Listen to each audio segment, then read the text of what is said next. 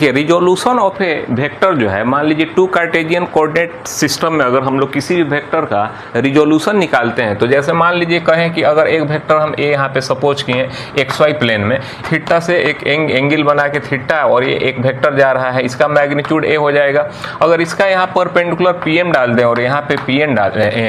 N डाल दिया जाए, तो इसका देखिए मैग्नीट्यूड इस डायरेक्शन में जो होगा वो यहाँ से जो परपेंडिकुलर ड्रॉ किए हैं तो यहाँ से यहाँ मैग्नीट्यूड होगा, जिसको हम लोग ए एक्स सपोज कर लेते हैं। इसी तरह से यहाँ परपेंडिकुलर ड्रॉ किए तो इसको ओ एन, जिसको हम लोग ए वाई सपोज कर लिए। इस वेक्टर का इधर जो मैग्नीट्यूड होगा वो होगा ए एक्स और इधर जो मैग्नीट्यूड होगा ए वाई। अब इसको अगर हम इस वेक्टर को, अगर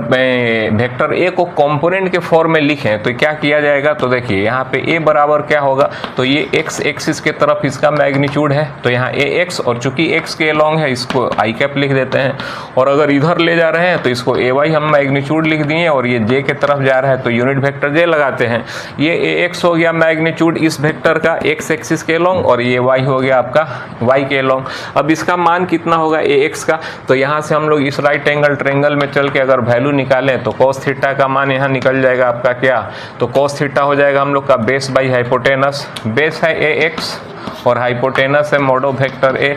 ठीक है, यहाँ से हम लोग ए एक्स का मान निकालेंगे तो आपका ये हो जाएगा A x equal to mod of vector A और कॉस थीटा। इसी तरह अगर mod of vector A sine theta,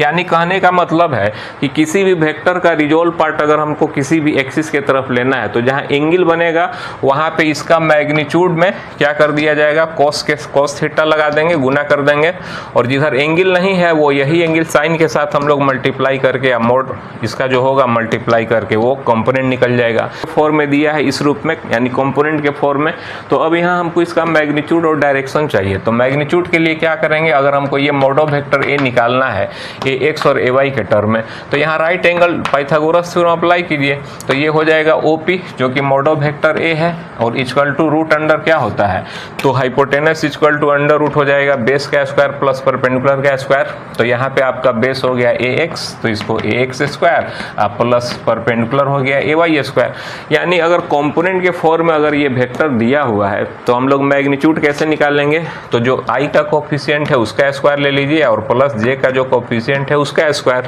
तो इस वेक्टर का मैग्नीट्यूड निकल गया। अब चूंकि मैग्नीट्यूड वेक्टर का दो चीज होता है, मैग्नीट्यूड एंड डायरेक्शन, तो इसका डायरेक्शन कैसे निकालेंगे, तो इसके लिए आप टेन थीटा निकाल लीजिए। ये एंगल निकाल लेने से एक्स से कितना एंगल बना के ये जा रहा है उसका डायरेक्शन पता चल जाएगा। तो टेन थीटा अगर अप्लाई करें तो क्या हो जाएगा, tan theta perpendicular by base. Perpendicular हम लोग का ए वाई है, यहाँ ए वाई कर दीजिए, डिवाइडेड बाई बेस आपका ए एक्स है, तो